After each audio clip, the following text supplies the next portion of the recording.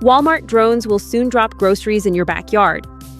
Walmart is introducing its drone deliveries to 7 more metro areas.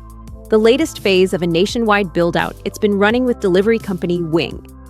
The new markets include New Orleans, Philadelphia, Phoenix, San Diego, the San Francisco Bay Area, Salt Lake City, and Memphis.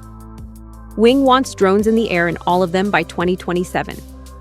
Our work with Walmart has shown that drone delivery isn't just a novelty. It's a service many customers count on multiple times per week, said Heather Rivera, Wing's chief business officer, in a statement.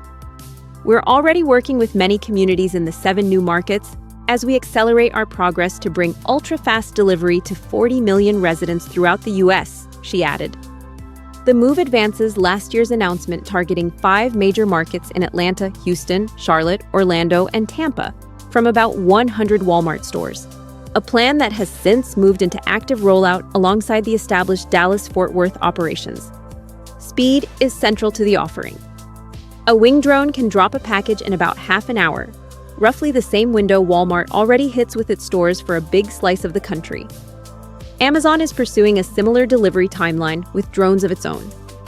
The service currently operates from about 66 Walmart stores across several states and has been gaining momentum. Walmart recorded its millionth drone delivery earlier this year, with 40% of those deliveries occurring in the most recent quarter alone. The two companies now aim to run deliveries from more than 270 stores by 2027. As with all new markets, Wing says it will consult local officials before any city goes live.